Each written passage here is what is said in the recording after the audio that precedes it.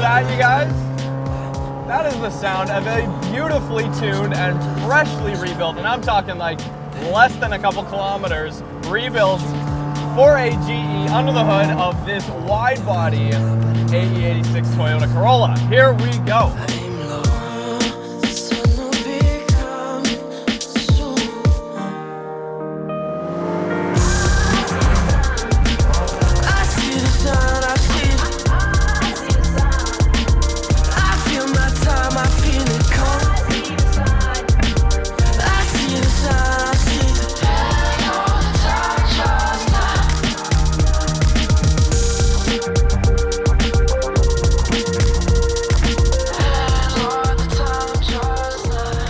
Outspoken 80s icon of the Japanese world, definitely one of them.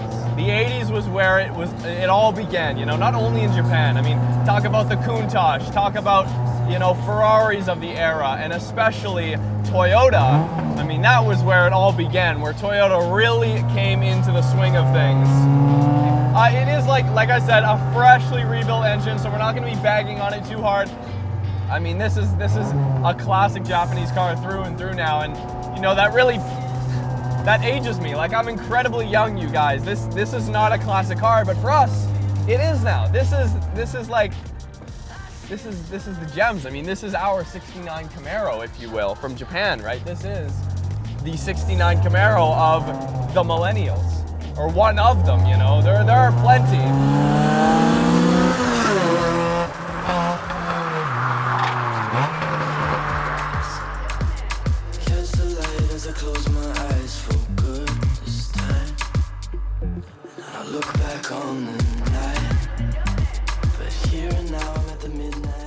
Hello, my name is Shinny.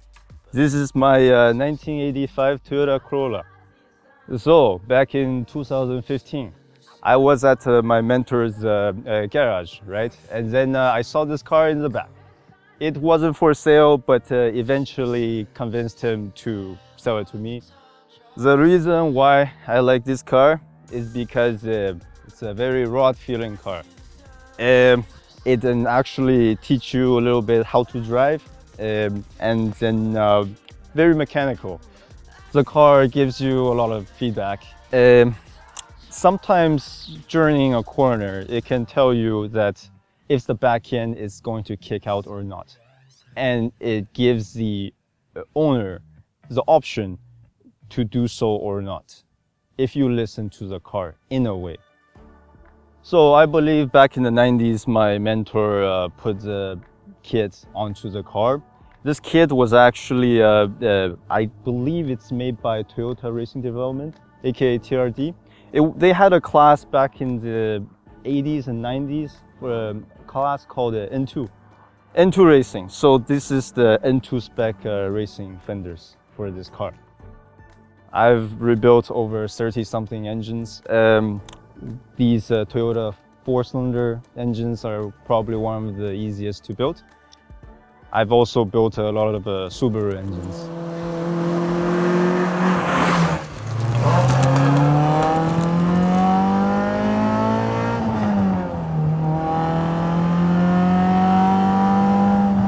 So I was just thinking to myself, so this is probably making like somewhere between 150 and 170 horsepower. And I was thinking to myself, this has got to be, the AE86 has got to be the worst power to dollar ratio vehicle you can buy, period.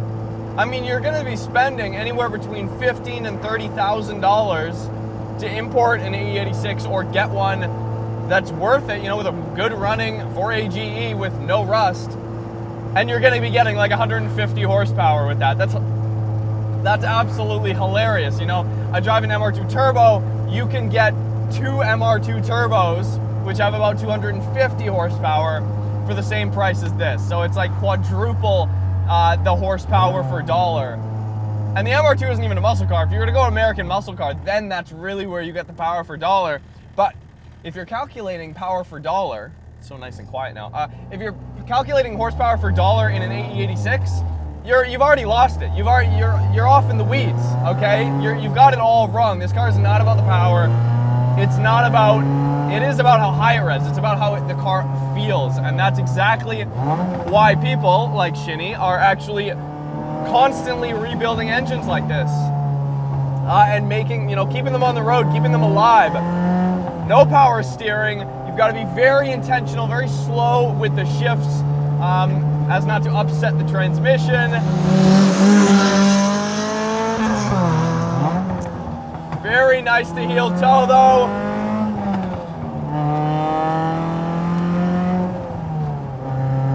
Oh yeah, it's just a really honest car.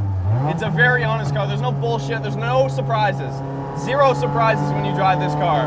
The steering's really honest, it's giving you feedback millisecond by millisecond, just constant feedback. Same with the shifter, but it still feels smooth. You have to be very methodical when you're driving a car like this. And at this point, this is an antique. This is a full-on antique. When I was growing up, these cars were, still in the hands of a lot of the first owners.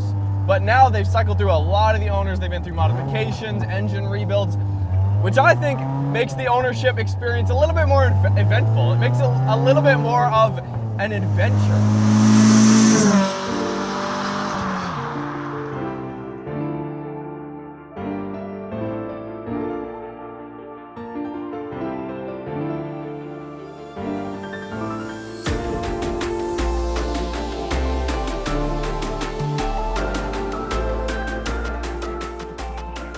This is one of the clean examples of this car.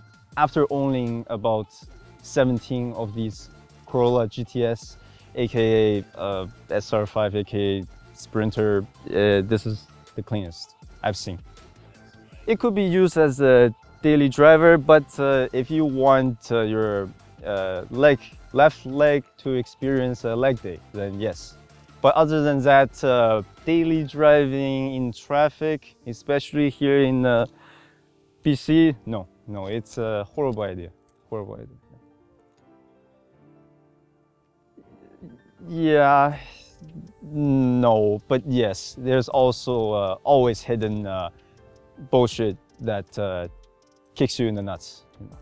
So not really, but in a way, yeah, I do have somewhat of the experience.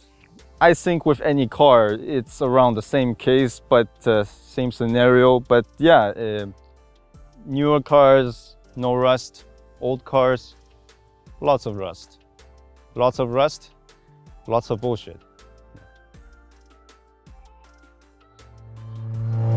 The thing I love the most about the AE86, first off, is how it looks. I think it completely, fully 100% embraces and embodies the character of 80s Japan. It really does. It has so many boxy features about it. This interior is literally as 80s as it gets, with exception to maybe the likes of a Countach or something to that effect. But I mean, look at this shift boot. This is one of the coolest details on an 80s car like this. The accordion shift boot, I love it. God, I haven't driven a car with roll down windows in a long time either. Check that out. One of my first cars, actually my second car, was a Mazda B2200. And this interior, it's pretty much the same. And that was a 93.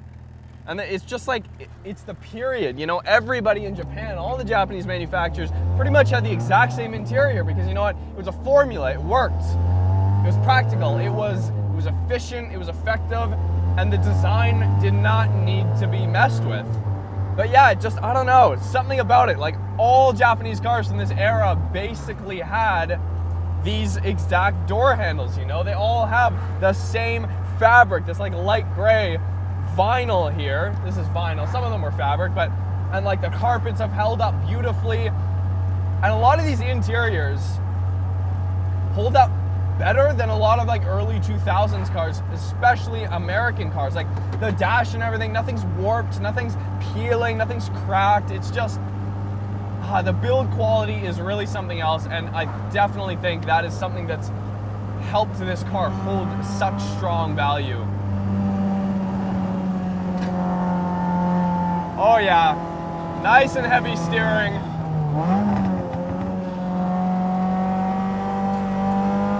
Gradually get sideways, very gradually get sideways.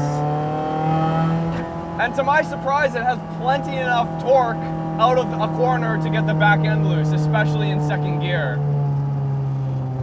It's not like super tied down, even though it is much grippier than a standard AE86 would be. But it kind of just like skips around a little bit. It's fun. It's really fun.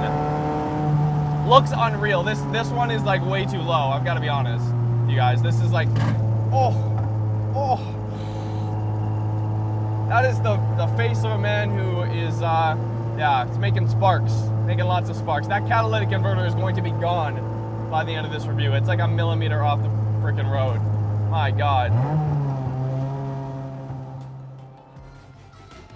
This car, a lot of room for activities. So yes, maybe a turbine kit, supercharger. Turbo, I personally think it defeats the purpose of the experience of this car. But yeah, maybe leave it as is. That way, in a way, it's more balanced throughout the car. Yeah. So these are Tom Ijita wheels, 13x7, I believe. And then the tires are old Yokohama tires, which are now discontinued. They are 215/45 and R13s, yes.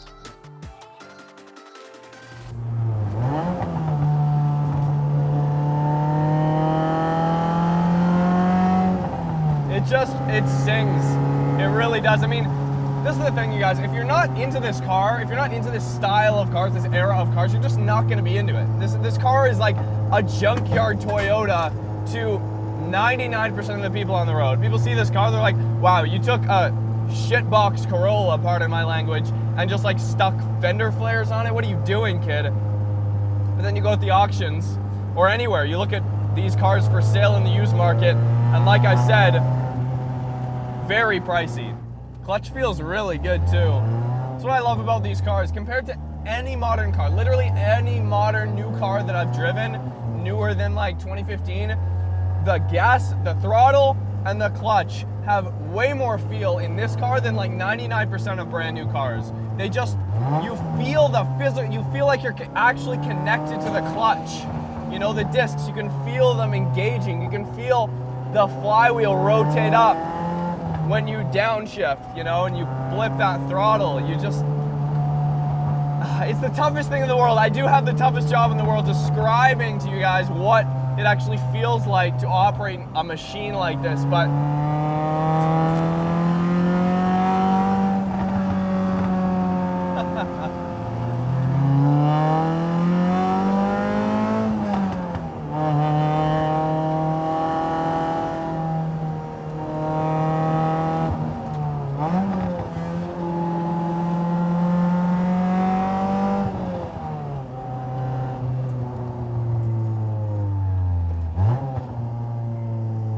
well, sad this time has to come to an end. Thank you guys so much for watching. This has been a Widebody AE86 4AGE, freshly rebuilt. It's a new beginning. This is a reborn and revived Toyota, a classic Toyota. Hey, back when Toyota actually had a fighting spirit in the hearts of enthusiasts. And this is pretty much at the height of that. Front engine, rear drive, just a dedicated driving experience. So hopefully you guys enjoyed it. Subscribe if you haven't already. Hit me up on Instagram at Roads Untraveled if you want to check out some day-to-day stuff and see what we're shooting way before it goes up on YouTube. And that's about it. So we'll see you next time.